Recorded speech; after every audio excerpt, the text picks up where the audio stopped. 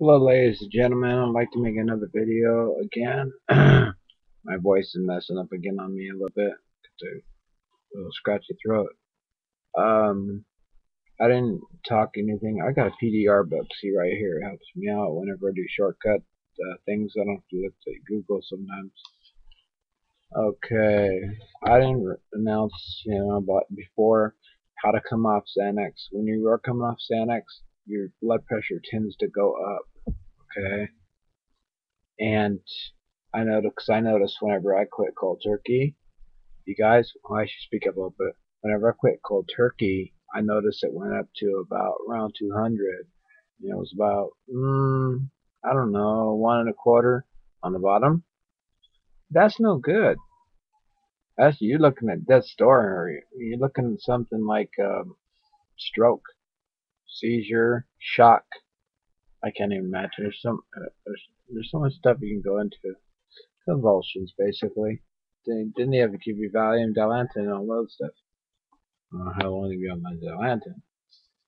I'm supposed to be taking a blood pressure pill today. It's called low pressure, 50 milligrams. You see.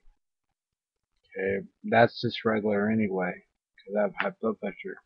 Plus, I got hyperlipidemia. I don't know if anybody's ever heard of that. That's high triglycerides. Inherited disease. It's hereditary in the family from your uncle. You see it on TV all the time. People think it's funny. It's a joke. It's not a joke, folks. Okay, first of all, okay?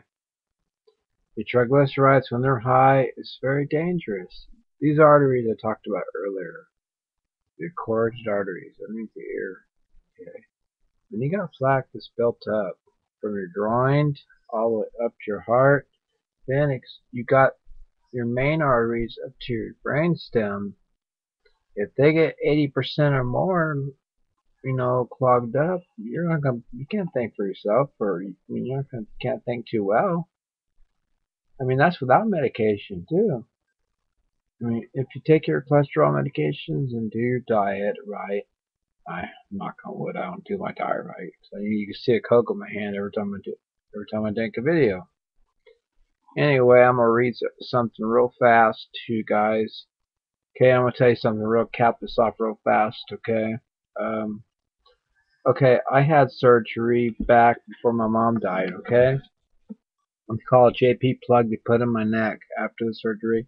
It's called a thyroidectomy.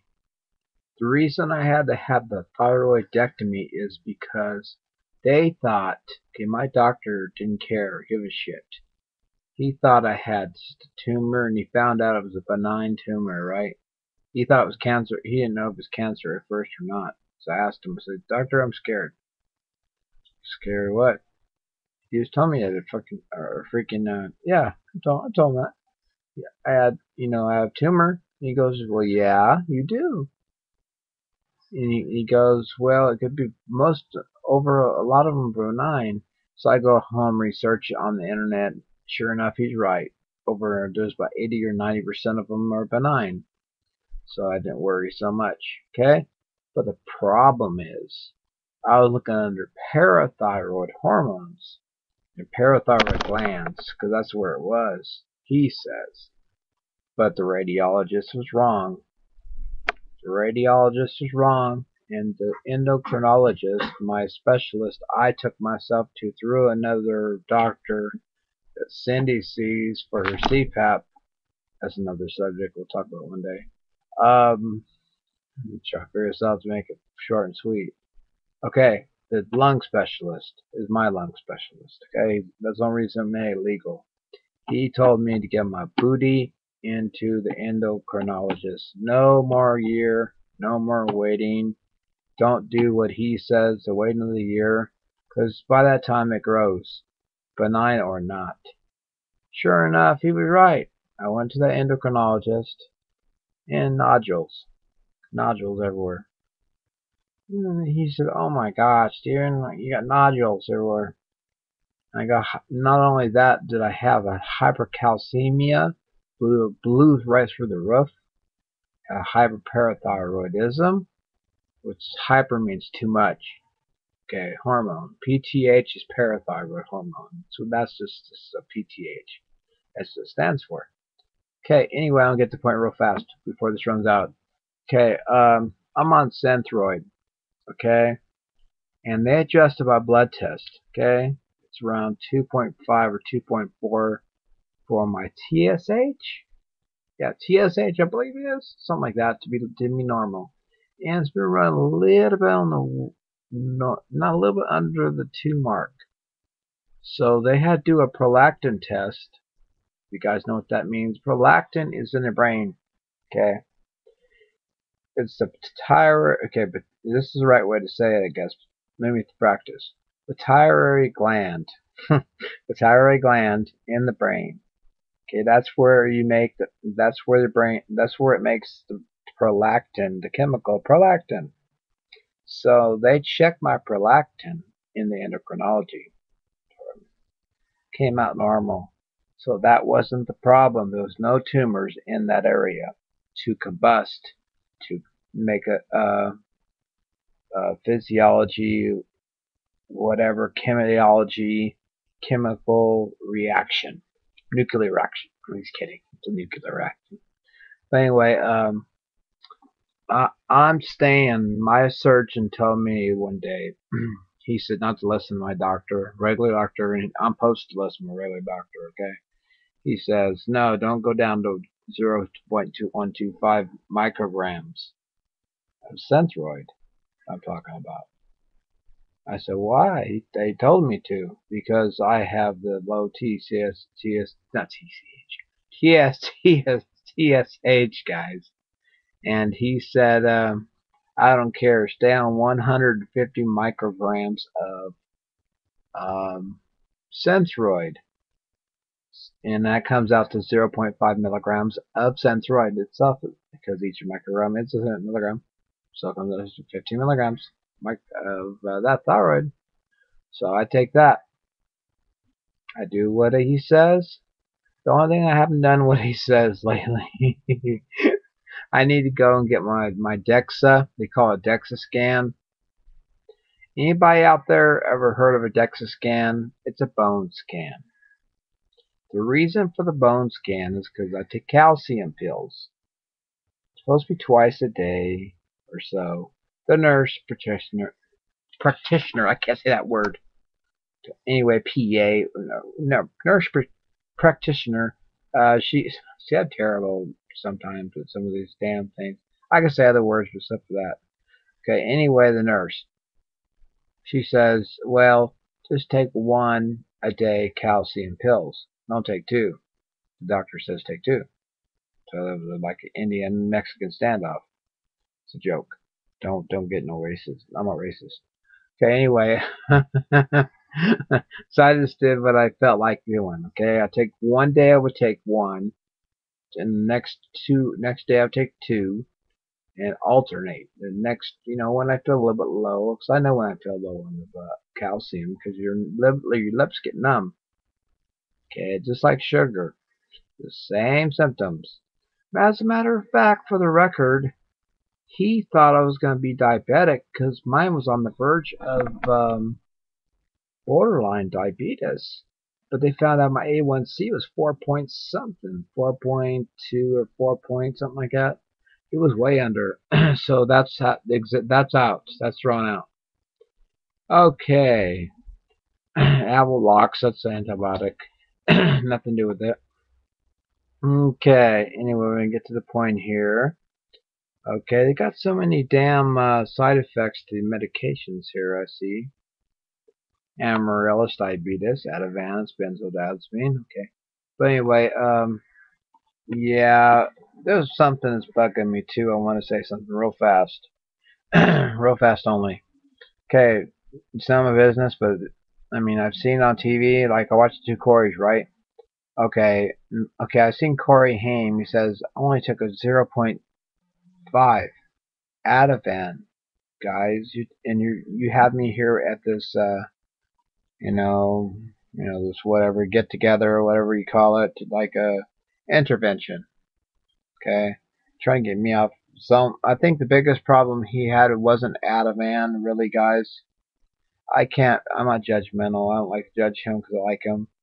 But he admitted, he admitted a long time ago, because I watched his films, watched everything he did. Zomas. 250 milligrams Zomas. Those things make you feel like zombies. Okay, now think about it. Okay, now Ativan compared to a Zoma is nothing. Ativan don't touch you if you're used to it. Just like I told you with the Michael Jackson thing. If Michael Jackson took him for years, he's used to him by then. You get immune to drugs. You can't get high anymore. You see? Now, Diprovan. Okay, I know I jumped for way over. We're on the clock here. Okay, now that white stuff, that drip, like morphine or whatever. It's not morphine, but I'm just saying. Example. It puts you to sleep in seconds. Okay, as soon as it stops dripping, you're awake. But if you can't sleep during the night, he got sleep because it dripped enough to put his ass to sleep. Or put him, excuse me, I'll take that back, but the ass. But it put him to sleep. But the bad thing is it put him to sleep too long. It put him to rest, guys. God bless his soul. But anyway, I mean, it's not funny, nothing like that. Anyway, I get the point.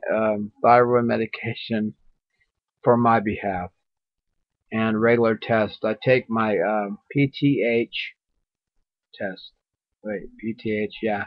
PS, yeah, not PSA. I reject that. It's prostate. Okay, what is it called? Damn, help me out here. TSH, parathyroid hormone, PTH. Yeah, that's right. I'm right. Okay, I gotta do that every 6 weeks. Okay, to make sure that's in levels. Because if it don't do it, and plus they check sodium too. Sodium levels normal at about 140s. 142, about 147 or something like that. You're normal. If your sodium level drops to about 99 to 100, you're not gonna be talking straight. You're gonna be talking off the wall. I mean, I hate to say that word because it reminds me of something. I ain't gonna say what, but you're gonna be talking off the wall. Okay, you're gonna be talking like you don't know where the hell you are. You know, what is this place? I mean, that's low sodium for you guys. Okay, to cap this off. I mean, okay, I must just narrow this down real fast. Every medication, everyone in this book, including marijuana. Okay, I'm gonna say it. Okay, every medication, okay, this is not exempt from marijuana, okay? Has a reaction. Everybody's different. It's either gonna increase your sex drive or decrease your sex drive, right, guys? I'm going to talk about sex normally here, but I'm now. It's the same thing with side effects. It's going to increase some side effects, or it may not do nothing at all. But my point is basically, for the record, Exhibit B is just do what your doctor tells you to do, but don't be a moron to listen to him and say, okay, you're right every time. Because use your own judgment. Don't listen to his judgment because he might be scared to give you the medication that you already are on because of what he saw on TV. Exhibit A. What he saw on TV has nothing to do with you, the patient. Okay, for example, Cindy was called Michael Jackson. You know why she was called Michael Jackson, guys? By God, she was getting the same medication as Michael Jackson was. That's why. But the only difference is she didn't get Diprovan. And she didn't get a private home Kentucky Fried setting. I'm kidding. Kentucky Fried Chicken. Okay, all she got was a regular pill. Xanax, Zomas, all the above. Oxycontin. Not that day. I made the stupid doctor. I told the doctor off. I said, I'll go to the board and I'll have your license in a second. Because if she has a seizure, I'm going to have your license. He gave it to her that time. But we found ourselves a really, really good position now, finally. Finally, thank God, found a good position. But that he screwed up by using judgment of character, some kind of character, by saying she was Michael Jackson. I told him myself, said, yeah, it's a laugh. If I was Michael Jackson or if she was Michael Jackson, hell, everybody called me Vince Neil. I thought that was good. That was a compliment. Okay,